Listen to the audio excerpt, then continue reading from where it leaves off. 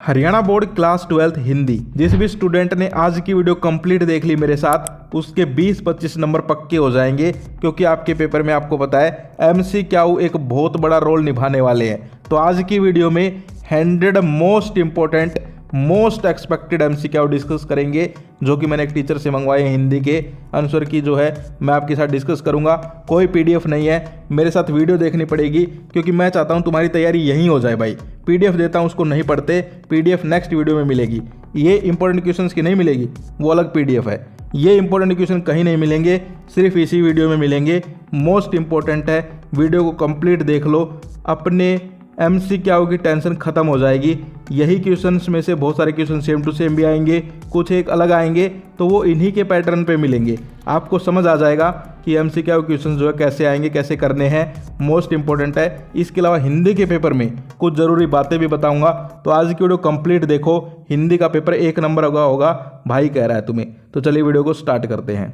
So friends, यहाँ पर आप देख सकते हो class 12th Hindi important MCQ। First देखिए, कैमरे में बंद अपाहिज कविता में प्रयुक्त शब्द कसम साहट का क्या अर्थ है। देखिए कितना इंपॉर्टेंट क्वेश्चन बना रखा है, कॉम्पिटेंसी बेस्ड क्वेश्चन बना रखा है। यानी कि आपकी कविता से एक शब्द उठा लिया और पूछ लिया इसका क्या अर्थ है। अब ये उसी को पता होगा जिसने भाई कविता ध्यान से पढ़ी है। तो मैं इसीलिए कह रहा हूँ कि पेपर जो है उसमें थोड़े से अजीब टाइप के भी क्वेश्चन आएंगे, यानी कि थोड़ा सा कॉम्पिटेंसी बेस्ड क्वेश्चन आएगा, घुमा फिरा के भी क्वेश्चन आएंगे भाई।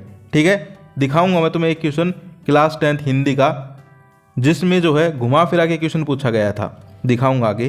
तो यहाँ पर इसमें बताओ क्या हो जाएगा। इसमें हो जाएगा तीसरा ऑप्शन, यानी कि पीड़ा। कसम साहट क्या होती है? पीड़ा होती है, या फिर जो है आप बोल सकते हो दुख दर्द, मतलब कहने का मतलब पीड़ा। ओके, इसके अलावा हम आगे चलते हैं। वीडियो देखते रहो भाई के साथ, 20-25 नंबर यहीं पक्के हो जाएंगे भाई। बात की चूड़ी मर जाना, इसका क्या अर्थ है ये बताना है। तो ये जो है इंपॉर्टेंट क्वेश्चन है। इसका अर्थ होता है प्रभावहीन बात, यानी कि बात का प्रभाव खत्म हो जाना, बात की चूड़ी मर जाना। तो इसमें भी ऑप्शन 3rd हो जाएगा। अगला देखिए, तिरती है समीर सागर पर अस्थिर सुख दुख की छाया, किस कविता की बात हो रही है। देखिए भाई कितना बड़ा कॉम्पिटेंसी क्वेश्चन बना लिया। कविता की एक लाइन उठा ली और पूछ लिया कि ये किस कविता की लाइन है, किस कविता की बात हो रही है। इसका आप लोग बताओ भाई, मैं देखता हूँ तुम्हारी कैसी तैयारी है। सबसे पहले मुझे कमेंट मिलना चाहिए, देखते हैं कौन करता है। ये किस कविता की बात हो रही है, कमेंट करके बताओ। तुमसे भी पूछूंगा, ठीक है। इंपॉर्टेंट 100 क्वेश्चन है, जिसमें से 10-12 तुमसे पूछूंगा और मैं करवाऊंगा आगे। इसके अलावा हम आगे चलते हैं।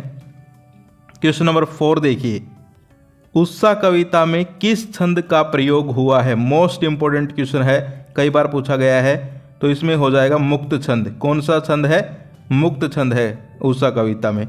अगला है, कवि सूर्यकांत त्रिपाठी निराला का जन्म कब हुआ था। ये भी इंपॉर्टेंट क्वेश्चन है। तो कब हुआ था? तो इसका हो जाएगा 4th ऑप्शन, 1899 में। ठीक है, इसके अलावा हम आगे देखें तो आगे क्वेश्चन है, बुगले कैसे उड़ रहे हैं, बताओ भाई।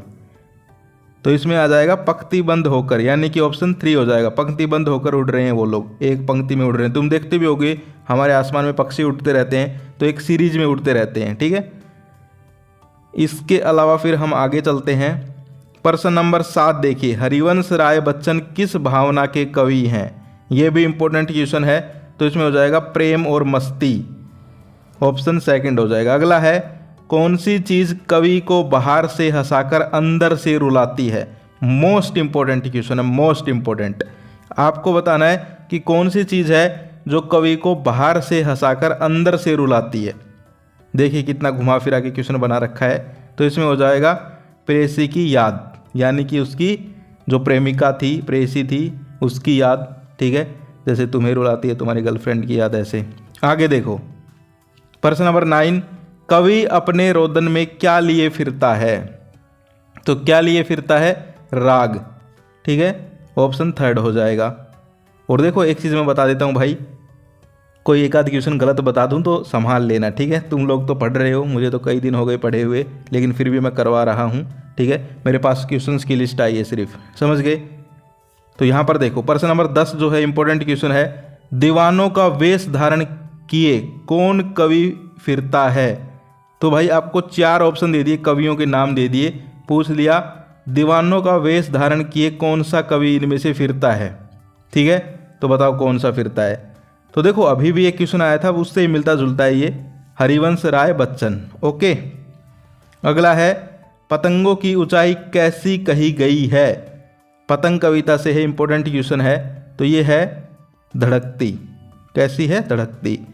आगे है क्वेश्चन नंबर 12, देखिए, भादो महीना किससे संबंधित है, ये बताना है आपको। तपती गर्मी से, हेमंत ऋतु से, वर्षा ऋतु से, इनमें से कोई नहीं। तो भादो वर्षा ऋतु में ही आता है ना, सावन भादवा। इसके अलावा हम आगे चलते हैं। प्रश्न नंबर 13 देखो भाई, कपास किस शब्द में प्रयुक्त हुआ है, किस अर्थ में प्रयुक्त हुआ है कपास शब्द, तो वो आपको बताना है। तो बताओ किस में हुआ है। रुई नहीं, कृषि उत्पाद नहीं, मखमल नहीं, मुलायम, हाँ मुलायम में। तो कपास किस अर्थ में प्रयुक्त हुआ है? मुलायम में।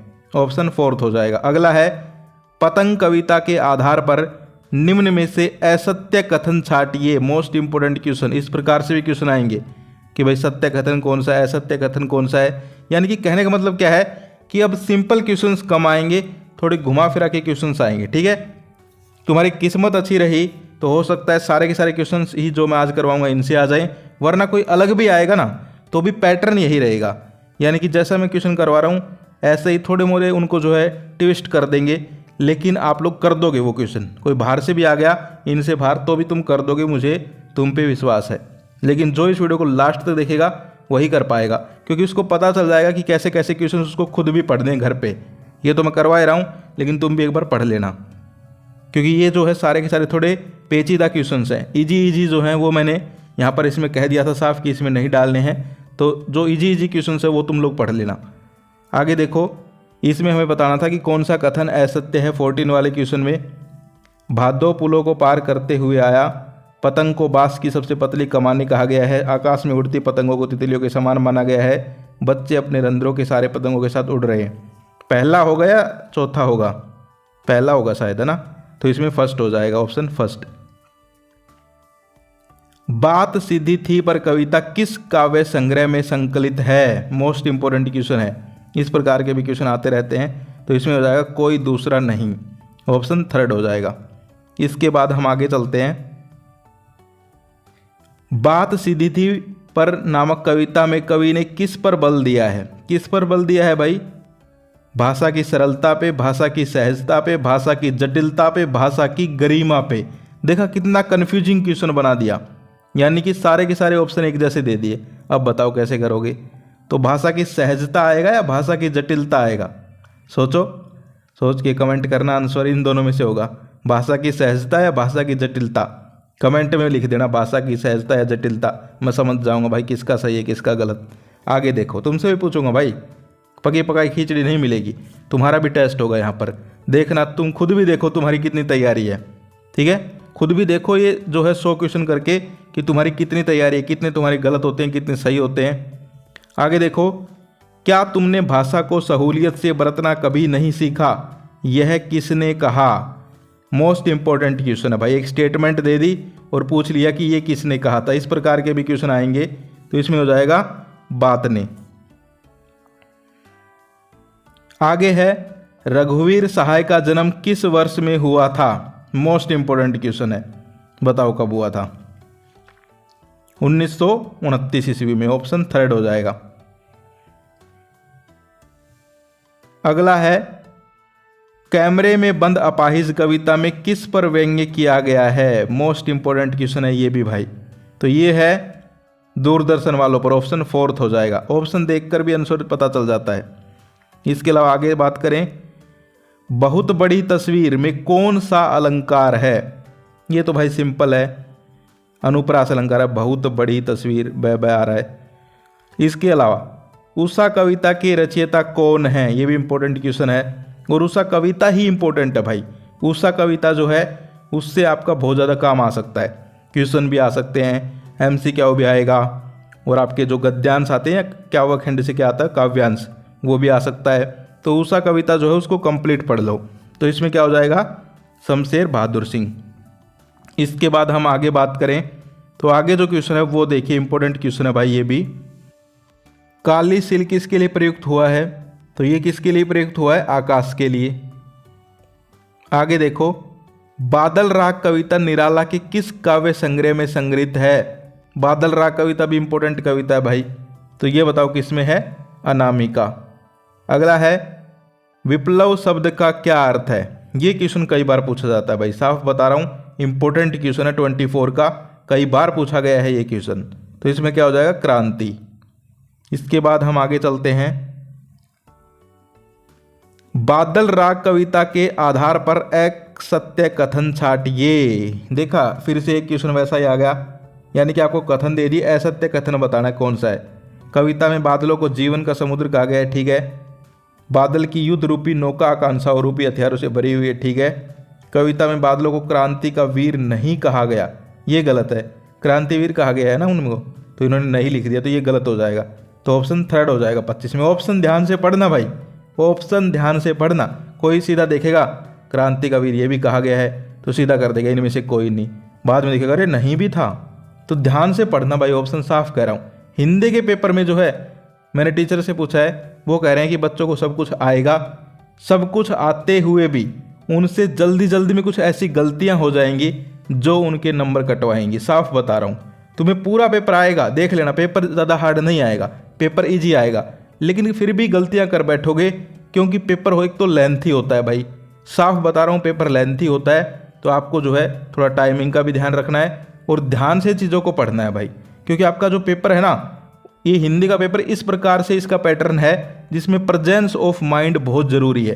क्योंकि देखो, सारे MCQ क्वेश्चन आ रहे हैं बहुत ज़्यादा, कविताओं के आ रहे हैं, पाठों के आ रहे हैं, व्याकरण के आ रहे हैं, अभिव्यक्ति माध्यम के आ रहे हैं, तो प्रेजेंस ऑफ माइंड बहुत ज़रूरी है। फिर आपके लेख लिखने आ रहे हैं, फिर आपके काव्यांश आ रहे हैं, अपठित गद्यांश आ रहे हैं, यानी सारी ऐसी चीज़ें आ रही हैं जिनमें दिमाग चाहिए। तो पेपर करो 3 घंटे, तो पूरा ध्यान जो है पेपर में होना चाहिए। सब कुछ भूल जाना भाई, ये भी भूल जाना कहाँ बैठे हो, क्या कर रहे हो, सब कुछ भूल के सिर्फ पेपर का क्वेश्चन का ध्यान होना चाहिए कि जो क्वेश्चन पढ़ रहे हो दिमाग में वही चलना चाहिए बस। साफ बता रहा हूँ, तुम आके कहोगे, इसलिए कह रहा हूँ मैं ये बात, मैं चाहता हूँ कि तुम आके ये ना कहो कि भाई गलती हो गई, भाई आता था फिर भी गलत हो गया, कहोगे देखना, क्योंकि पेपर इजी आएगा, तुम्हें सारी चीज़ें आएंगी, लेकिन गलती से गलती हो जाएगी, तो गलती से भी गलती नहीं करनी है, ध्यान से समझ लो। तो इसमें हो जाएगा थर्ड ऑप्शन। अगला देखो, तुलसीदास का जन्म स्थान कौन सा है? तो ये पता होगा, राजापुर गांव, ठीक है। इसके बाद आगे जो क्वेश्चन आता है, निक्कर शब्द का क्या अर्थ है? निकर है ये, ठीक है, निक्कर तो होती है पहनने वाली, ठीक है। निकर शब्द का क्या अर्थ है? तो निकट है क्या, क्या है इसका अर्थ बताओ भाई? समूह है इसका, ठीक है, निकर का अर्थ समूह है। इसके अलावा फिर आगे चलते हैं, प्रश्न नंबर 28 देखिए भाई, काहे तव मुख रहे सुखाई, ये किसने कहा था? बताओ, ऐसे क्वेश्चन पूछ लिया तो इसमें हो जाएगा कुंभकर्ण ने, ठीक है। अगला है, तुलसीदास अपना जीवन निर्वाह किस प्रकार किया करते थे? मोस्ट इंपॉर्टेंट क्वेश्चन आ गया है, 29 का क्वेश्चन इंपॉर्टेंट है भाई। जो इंपॉर्टेंट होंगे इन 100 क्वेश्चन में से, वो मैं आपको अलग से बता दूंगा, उनको तो पक्का देख लो। तो कौन कौन यहाँ तक वीडियो देख रहा है, कौन कौन यहाँ तक वीडियो देख रहा है, इस क्वेश्चन का आंसर तुम ही कमेंट कर दो, पता चल जाएगा भाई। 29 वाले का तुम लोग कमेंट कर दो, पता चल जाएगा तुलसीदास अपना जीवन निर्वाह किस प्रकार किया करते थे। लिख देना ये हिंदी में, ठीक है, इंग्लिश में भी लिख सकते हो, BHEE के भीख मांग कर, मैं समझ जाऊंगा, या फिर हिंदी में भी लिख सकते हो, तुम्हारे ऊपर डिपेंड है, ठीक है। 1-2 क्वेश्चन मैंने ऊपर पूछे थे, सारों के एक साथ ही आंसर लिख देना, ऐसे करना, ठीक है, जो जो पूछे हैं मैंने। इसके अलावा फिराक गोरखपुरी जी का जन्म कब हुआ? तो मैं कह रहा हूँ इनके जन्म तो पक्का याद कर लो, जितने भी ये कवि हैं, लेखक हैं, इनके जन्म वगैरह के बारे में तो एक आध क्वेश्चन आ ही जाएगा, तो इनको तो पक्का कर लो भाई, टेंशन ही खत्म हो जाएगी फिर। तो इसमें हो जाएगा 1896 में, ऑप्शन थर्ड हो जाएगा। इसके अलावा प्रश्न नंबर 31 देखो, चांद का टुकड़ा वाक्यांश में कौन सी शब्द शक्ति है? ये क्या होती है? अच्छा होती है, ये पढ़ी तो थी, अब भूल गए, कई दिन हो गए। शब्द शक्ति, हाँ हिंदी में आती है, तो बताओ कौन सी शब्द शक्ति है? व्यंजना, लक्षणा, अभिधा या तीनों हैं? बताओ। तो इसमें है लक्षणा है शायद, या फिर व्यंजना है, देखना भाई, इसका थोड़ा देख लेना, लक्षणा है व्यंजना है, डोंट नो, ठीक है, लक्षणा होगी शायद। अगला है, रुबाइयों में किस शैली का प्रयोग किया गया है? इंपॉर्टेंट क्वेश्चन है भाई रुबाइयों का ये, ठीक है। तो इसमें क्या हो जाएगा? रुबाइयों में कौन सी शैली का प्रयोग किया गया है? शायद वर्णनात्मक शैली, वर्णन करते हैं ना रुबाइयों में, वर्णन, तो वर्णनात्मक शैली हो जाएगी। ऑप्शन 4 हो जाएगा। कवि ने अभिव्यक्ति रूपी बीज किस पर बोया था? देखो कैसा क्वेश्चन पूछ लिया, यानी कि आपको ये बताना है कवि ने अभिव्यक्ति का जो बीज बोया था वो किस पर बोया था। तो किस पर बोया था? खेत में नहीं बोया बीज, वैसे तो खेत में बोते हैं बीज, लेकिन कविता की बात हो रही है तो कागज के पन्ने पर। ऑप्शन 3 हो जाएगा इसमें। इसके अलावा फिर हम आगे चलते हैं। साहित्य का रसायन क्या है? साहित्य का रसायन क्या है? देखो कैसा घुमा फिरा के क्वेश्चन पूछ रखा है। तो इसमें हो जाएगा कल्पना, क्योंकि कल्पना करते हैं और फिर लोग लिखते हैं, साहित्य रचना करते हैं। इसके अलावा हम आगे चलते हैं। बुगलों के पंखों द्वारा क्या चुराने की बात कही गई है? तो बुगलों के पंखों द्वारा क्या चुराने की बात कही गई है? आंख चुराने की बात। अगला है भगतिन पाठ गद्य साहित्य की किस विधा की रचना है? ये भी इंपॉर्टेंट क्वेश्चन है भाई, ये भी इंपॉर्टेंट क्वेश्चन है। तो इसमें क्या हो जाएगा? संस्मरणात्मक रेखा चित्र। ऑप्शन 3 हो जाएगा। इसके अलावा हम आगे चलते हैं। प्रश्न नंबर 37 देखिए, भगतिन का वास्तविक नाम क्या था? तो ये तो सबको पता होगा भाई, ये भी जिसको नहीं पता तो भाई फिर तो गड़बड़ है, तैयारी करो अपने अच्छे से। तो ये तो सबको पता होगा, लक्ष्मण था। अगला देखो, भगतिन को दंड देने के लिए धूप में किसने खड़ा रखा था?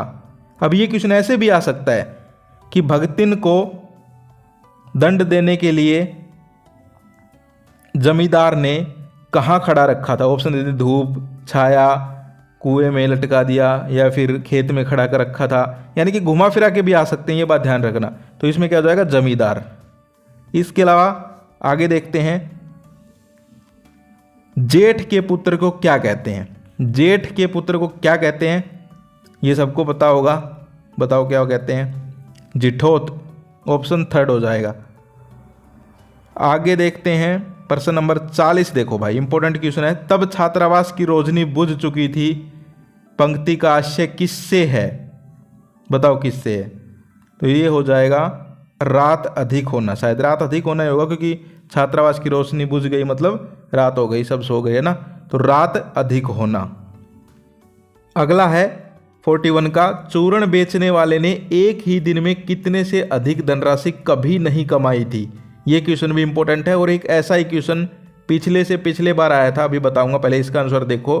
तो इसमें हो जाएगा 6 आने। ऑप्शन 3 पिछले बार आया था, एक आने में कितने पैसे होते हैं? कि पता है किसी को? आ सकता है ये क्वेश्चन तुम्हारे पेपर में। तो एक आने में होते हैं 4 पैसे। अब मैं तुमसे एक क्वेश्चन पूछता हूँ, मैथमेटिक्स देखते हैं तुम्हारा कैसा है।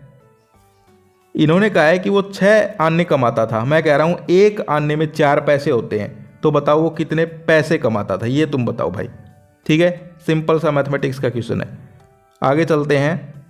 भाई तुमसे ये पूछता हूँ, बोर तो नहीं होते ना बीच बीच में, इसलिए पूछता हूँ भाई, तुम्हारी भी तैयारी होती रहे, तुम्हें भी जो है थोड़ा सा तुम लोग भी एक्टिव रहो, इसलिए पूछता हूँ। आगे है क्वेश्चन नंबर 42, चूर्ण बेचने वाले भगत जी कैसे व्यक्ति थे? अब देखो ऐसे भी क्वेश्चन आ सकता है, बड़ा क्वेश्चन आ जाए, मान लो भगत जी के व्यक्तित्व पर नोट लिखे, बड़ा क्वेश्चन भी आ सकता है। तो देखो छोटे बड़े क्वेश्चन आएंगे, सारी चीज़ें आएंगी इन्हीं चीज़ों से घुमा फिरा के। तो 42 का बताओ क्या हो जाएगा? संतोषी। कैसे व्यक्ति थे? संतोषी थे, क्योंकि देखो अब ऊपर वाला ही क्वेश्चन क्या है कि उन्होंने कभी ज़्यादा पैसे उनसे नहीं कमाए, मतलब उनको संतोष था कि भाई इतने पैसे मिल गए, ठीक है बस अब अपनी रोटी पानी का जुगाड़ हो गया, अब अगले दिन कमाएंगे, तो संतोष था उनको, समझ गए। ऑप्शन 2 हो जाएगा। आगे चलते हैं। चीज़ों को थोड़ा समझा करो भाई, समझोगे चीज़ों को तो बहुत इजी हो जाएंगी चीज़ें, रटोगे तो बहुत हार्ड हो जाएंगी। समझोगे तो इजी हो जाएंगी, रटोगे तो हार्ड हो जाएंगी। रटो मत, समझो। हाँ, जो चीज़ें रटने की, अब जैसे किसी का जन्म याद करना है, अब वो तो रटना ही पड़ेगा भाई, जन्म को समझने का है ही नहीं। लेकिन कुछ क्वेश्चन ऐसे हैं जो समझ के भी हो सकते हैं। तो 43 देखो, काले मेघा पानी दे पाठ के लेखक का क्या नाम? अब ये तो रटना ही पड़ेगा भाई तुम्हें, समझ गए। लेकिन अभी जो इससे ऊपर वाला क्वेश्चन था वो समझ के भी हो सकता। 43 में क्या हो जाएगा? धर्मवीर भारती हो जाएगा। ठीक है, 4th ऑप्शन। आगे है, काले मेघा पानी दे पाठ में लेखक ने कितने वर्ष पुरानी घटना का उल्लेख किया है? ये भी इंपॉर्टेंट क्वेश्चन है भाई, 50 से ज़्यादा। ठीक है, इसके अलावा हम आगे चलते हैं। जिजी की दृष्टि में किसके बिना दान नहीं होता? ये भी इंपॉर्टेंट क्वेश्चन है भाई। जिजी जो है वो महत्वपूर्ण करैक्टर है पाठ में, तो उसका भी क्वेश्चन है ये। तो त्याग, ठीक है, त्याग के बिना दान नहीं होता भाई, ऑप्शन थर्ड कर लेंगे। अब देखो ये क्वेश्चन ऐसे भी आ सकता है, जिस जी के अनुसार त्याग के बिना क्या नहीं हो सकता, तो फिर ऑप्शन में दान आ जाएगा। समझ गए, घुमा फिरा के आ जाए तो कंफ्यूज मत हो जाना। आगे है 46 का क्वेश्चन, पानी दे गुड़ धानी दे संगीत की दुनिया में क्या माना जाता है। तो ये क्या है, समूह गान है, नादबोध है, शास्त्रीय ज्ञान है, क्या है ये बताना है। तो ये समूह गान है, यानी कि सब लोग समूह में गाते हैं इसको खड़े होके। समझ गए कि भाई पानी दे गुड़ धानी दे, सब लोग इकट्ठा होके समूह बना के फिर गाते हैं, तो समूह गान हो गया। अब ये क्वेश्चन समझने का है, ठीक है। आगे देखते हैं प्रश्न नंबर 47 वेट, चलो पढ़ा रहा हूँ, क्या बोल गए मैं भी। आगे देखो 47 है, काले मेघा पानी दे पाठ के आधार पर बताइए कि निम्न में से कौन सा कथन सत्य है। तो भाई 47 का क्वेश्चन है, इंपॉर्टेंट क्वेश्चन है, कौन सा कथन सत्य बताना है। अब की बार असत्य नहीं बताना, सत्य बताना है, ठीक है। तो बताओ कौन सा सत्य है। बचपन में लेखक हर छठ पर कौड़ियों से गोवर्धन बनाता था, ये असत्य है, सत्य है, असत्य। बचपन में लेखक दीपावली पर पंजीरी बांटता था, बचपन में लेखक को कुमार सुधा सभा का उपमंत्री बना दिया गया था, यही लग रहा है मुझे तो थर्ड वाला। 47 का क्या लग रहा है, थर्ड वाला लग रहा है, ठीक है। और आप लोग देख लेना। इसके अलावा हम आगे चलते हैं, ज़्यादा टाइम वेस्ट नहीं करेंगे भाई, आगे चलते हैं, जल्दी जल्दी करेंगे अब थोड़ा।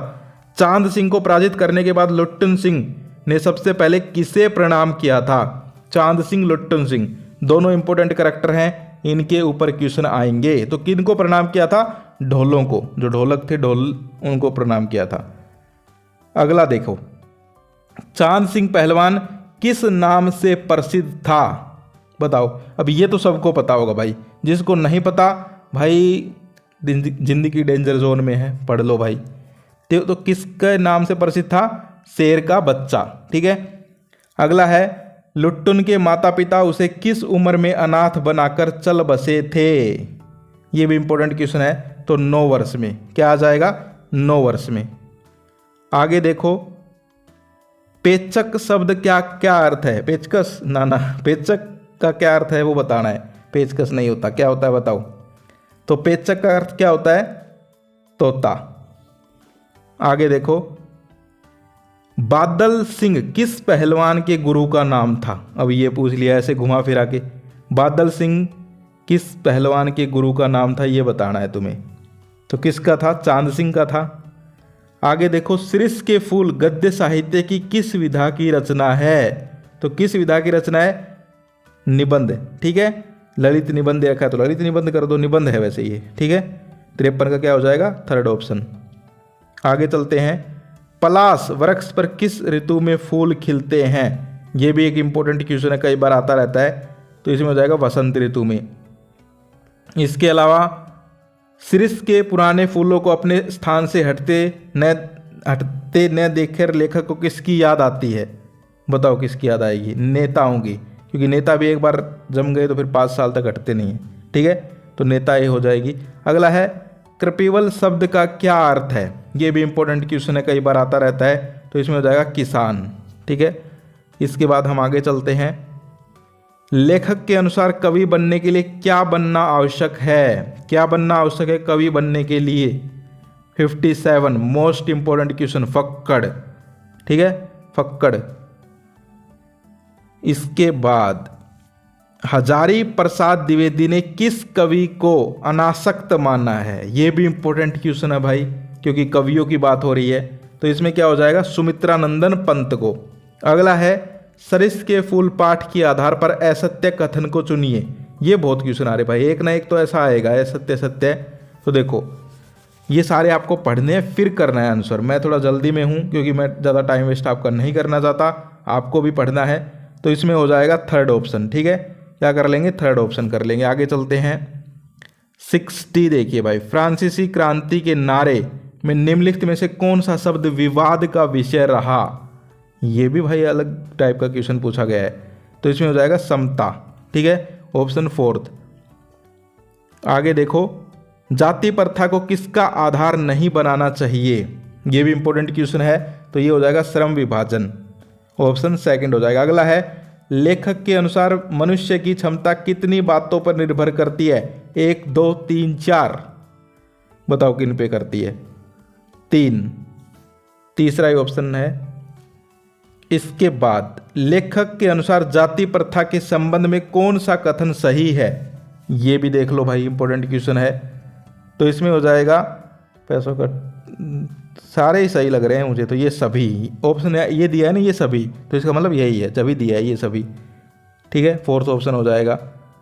इसके बाद हम आगे देखें, अंबेडकर ने भाईचारे के वास्तविक रूप को किसके मिश्रण की भांति बताया है?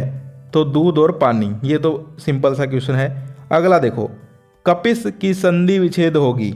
अब भाई व्याकरण के क्वेश्चन आ गए, शायद सारे मिक्स हैं इसमें। देखो आपके जो है फर्स्ट बुक कविता से आएंगे, पाठों से आएंगे, अभिव्यक्ति माध्यम से आएंगे और संधि विच्छेद से आएंगे। बहुत ज़्यादा एमसीक्यू आएंगे भाई, ठीक है। तो इसीलिए मैंने एमसीक्यू की डेडिकेटेड वीडियो बनाई है, और सब्जेक्टों में नहीं बनाई, लेकिन इसमें बनानी ज़रूरी थी क्योंकि बहुत ज़्यादा नंबर का काम आ रहा है आपके एमसीक्यू टाइप से। तो इसमें क्या हो जाएगा, कपीस की संधि विच्छेद बतानी है। 65 का बताओ जल्दी से, कैपीस बताओ कौन सा होगा भाई, हम भी भूल गए अब तो, संधि थोड़ी थोड़ी। थर्ड तो नहीं है क्या? थर्ड ही है शायद इसमें, कैपीस, ठीक है, ई इसमें मिल जाएगा, फिर कपीस हो जाएगा, तो थर्ड हो जाएगा इसमें। देख लेना भाई थोड़ा ग्रामर। इसके अलावा महोषधि में कौन सी संधि है ये बतानी है। महाप्लस औषधि, तो इसमें तो कौन सी होगी, वृद्धि है क्या? महाप्लस औषधि, हाँ वृद्धि संधि है शायद इसमें, ठीक है। तो एक बार देख लेना 66 में क्या हो जाएगा, वृद्धि संधि। एक बार चेक जरूर कर लेना भाई, वैसे तो सही है मेरे, ठीक है, ऐसा नहीं हूँ मैं भाई, इंटेलिजेंट बंदा हूँ। अगला है, शयन शब्द का संधि विभाजन कीजिए। ये थोड़े ध्यान से करने पड़ेंगे तुम्हें, सारे ऑप्शन एक जैसे लगते हैं, देखना पड़ेगा कौन सा सही है। तो इसमें जो है से प्लस अयन या फिर से प्लस अन, तो इसमें 4th होगा, से प्लस अन, शयन, ठीक है, 4th ऑप्शन हो जाएगा। इसके बाद आगे जो है वो देखिए 68 का क्वेश्चन, मनोरथ शब्द में कौन सी संधि है? मनोरथ, मन प्लस अर्थ, मनोरथ, विसर्ग संधि होगी शायद, विसर्ग संधि हो जाएगा इसमें। अगला देखो, आशीर्वाद शब्द का संधि विच्छेद, तो ये तो भाई सबको पता होता है, पहला हो जाएगा आशी, ये विसर्ग और प्लस वाद, आशीर्वाद पहला, ठीक है। इसके बाद आगे चलते हैं, ग्रामर में नंबर कटेंगे तुम्हारे, देखना, क्योंकि तुम्हें आते आते भी गलत कर दोगे। ध्यान से, प्रेजेंस ऑफ माइंड होनी चाहिए, सब कुछ भूल जाना, सिर्फ ध्यान रखना पेपर में क्वेश्चन के ऊपर। अगला है, किस समास के दोनों पद प्रधान होते हैं? तो ये द्वंद्व समास के, 3rd ऑप्शन। अगला है, मृत्युंजय शब्द किस समास का उदाहरण है? मृत्यु को जीतने वाला, इसमें होगा शायद अलुक तत्पुरुष समास, ऑप्शन 2nd हो जाएगा। इसके बाद हम 72 का क्वेश्चन देखते हैं, हथकड़ी शब्द का सही समास विग्रह क्या होगा? हाथ की कड़ी या फिर हाथ के लिए कड़ी, ये तुम बताओ भाई, ठीक है, बहुत देर हो गई तुमसे क्वेश्चन पूछे हुए, तो ये तुम बताओगे 1st होगा या 4th होगा। इसके अलावा आगे देखते हैं, बाकायदा शब्द में, कहाँ जा रहा है भाई, यहाँ रुक जा, बाकायदा शब्द में कौन सा समास है? बाकायदा, अव्यय भाव समास हो जाएगा शायद, अव्यय भाव समास। अगला है, निम्नलिखित वाक्यों में से अशुद्ध वाक्य छांटे। भाई इनमें मैं भी कंफ्यूज हो जाता हूँ भाई, इनमें मैं भी कंफ्यूज हो जाता हूँ, आप लोग भी हो जाते होंगे। मुझे ये सारे ही सही लगते हैं भाई, मैं सच बता रहा हूँ, मुझे सारे ही सही लगते हैं, लेकिन फिर ध्यान से देखना पड़ता है। तो देखो ध्यान से देखते हैं हम भी।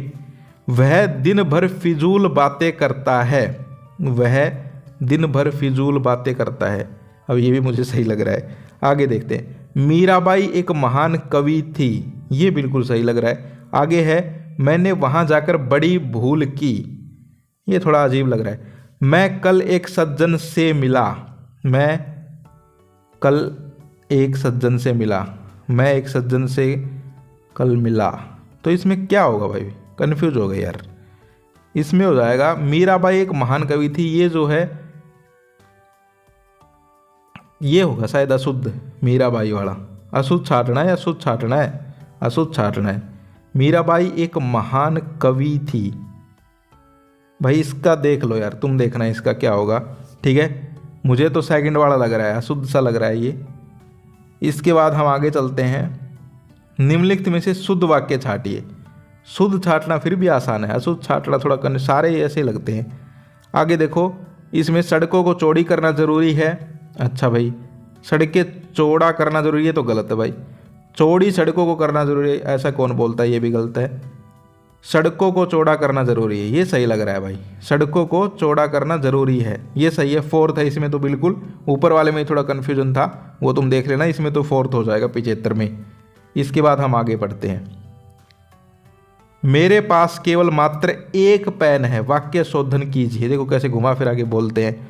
सीधा बोल दो भाई, क्या बोल दो कि भाई मेरे पास केवल एक पेन है, ये बोल दो मेरे पास केवल एक पेन है। तो कौन सा है? थर्ड वाला, तीसरा हो जाएगा इसमें। अगला देखो 77 में देखो शुद्ध छांटना है। ध्यान देना ऊपर क्या लिखा है क्वेश्चन में, ठीक है। कभी वो पूछे शुद्ध और तुम सोचो कि अशुद्ध छांटना है, ठीक है। कई बार ऐसे भी बोल देते हैं, निम्नलिखित में से शुद्ध वाक्य नहीं छाटी है, नहीं लिख दिया तो मतलब अशुद्ध ही छाटना है भाई। कुछ भी कर सकते घुमा फिरा के ये लोग, ठीक है। ध्यान से पढ़ना, प्रेजेंस ऑफ माइंड होनी चाहिए हिंदी के पेपर में।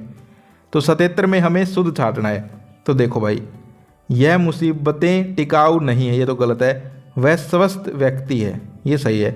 अगला है, क्या तुम्हें अपनी शक्ति और बल पर विश्वास है? मैं पुस्तक को पढ़ता हूँ, ये भी गलत। तो इसमें शुद्ध जो है ये सेकंड वाला सही लग रहा है, बिल्कुल सही। देखो जो तुम्हें थोड़े सारे सही लगेंगे, लेकिन एक ऐसा लगेगा जो बिल्कुल साफ सुथरा सही लगेगा, वो आंसर करना, ठीक है। तो इसमें क्या हो जाएगा? वह स्वस्थ व्यक्ति है। दूसरा कर लेंगे, निम्नलिखित में से अशुद्ध वाक्य छाटिए। अशुद्ध छाटना है फिर से 78 में। तुम लोग परस्पर में समझ लेना, यही लग रहा है अशुद्ध भाई। क्या है ये? तुम लोग परस्पर में समझ लेना, ये क्या होता है? तो ये अशुद्ध तो यही है। आगे देखो, लेकिन आगे सारे पढ़ने, ऑप्शन सारे पढ़ना भाई, जल्दी जल्दी मत करना। सोहन कभी कभी आता है, ये तो ठीक है। पायल रोते रोते सो गई, ये भी ठीक है, चलो। चौथे दिन शत्रु ने हथियार डाल दी, ये भी ठीक है। लेकिन पहला वो बिल्कुल अजीब लग रहा है, तो पहला ही है अशुद्ध, पहला हो जाएगा इसमें। आगे बढ़ते हैं। पिपर पात सरिस मंडोला, पंक्ति में कौन सा अलंकार है? मोस्ट इंपॉर्टेंट क्वेश्चन है भाई ये। उपमा अलंकार है। पेपर में उपमा अलंकार की परिभाषा भी आ सकती है, रूपक अलंकार की भी आ सकती है। बड़े क्वेश्चन भी तो आएंगे व्याकरण के 2, जिसमें परिभाषा लिखवाएंगे। तो रूपमा और ये रूपक, उपमा रूपक दोनों कर लो। आगे देखो, किस अलंकार में मनु, जनु, मानो आदि वाचक शब्दों का प्रयोग होता है? तो कौन से होता है? उत्प्रेक्षा अलंकार में। इसके बाद हम आगे चले। चल मेरे नाविक धीरे धीरे, पंक्ति में कौन सा अलंकार है? यमक अलंकार है। इसके बाद आगे देखिए, अगला जो क्वेश्चन है, अब शायद वो आ गया, क्या बोलते हैं उसको, अभिव्यक्ति माध्यम। यूरोप के पुनर्जागरण की शुरुआत में किसकी अहम भूमिका थी? ये बताना है भाई। यानी कि यूरोप में जो पुनर्जागरण हुआ था उसमें किसकी अहम भूमिका थी, ये हमें बताना है। 82 का क्वेश्चन देखो, इंपॉर्टेंट क्वेश्चन है भाई, ये कई बार पूछा गया है। तो इसमें हो जाएगा छापाखाना। क्या हो जाएगा? छापाखाना। इसके अलावा, और देखो मैं साफ बता रहा हूँ, कोई क्वेश्चन में अगर गलत बता दिए हूँ 2-4, पूरा अभी तक जितने भी बताए हैं, तो माफ़ी चाहूँगा, उनको ठीक कर लेना भाई, ठीक है। मैंने तुम्हारे लिए इंपॉर्टेंट क्वेश्चन ले आया, वही बहुत बड़ी बात है। ठीक, बहुत बिजी चल रहा हूँ आजकल, ठीक है। अगला है, केवल श्रव्य जनसंचार माध्यम है। 83 का देखो, इंपॉर्टेंट क्वेश्चन है भाई ये भी, यानी कि सुनने वाला। तो सबको पता भाई, सुनने वाले कौन से होते हैं जिनको हम सिर्फ सुन सकते हैं? तो रेडियो है। अगला है, तमिलनाडु के कोयम्बटूर जिले में एक बस दुर्घटना में आज 20 लोगों की मौत हो गई, ये समाचार क्या कहलाएगा? तो ये समाचार बताओ क्या कहलाएगा? 84 का इंट्रो कहलाएगा। क्या कहलाएगा? इंट्रो। इसके अलावा हम आगे चलते हैं।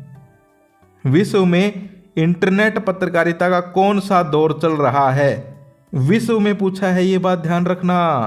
भारत में पूछे तब अलग आंसर होगा, विश्व में पूछे तो अलग आंसर होगा। तो भारत में नहीं, विश्व में पूछा है तो तीसरा दौर चल रहा है। अब भारत में पूछ ले तो दूसरा दौर चल रहा है, ठीक है, ये बात ध्यान रखना।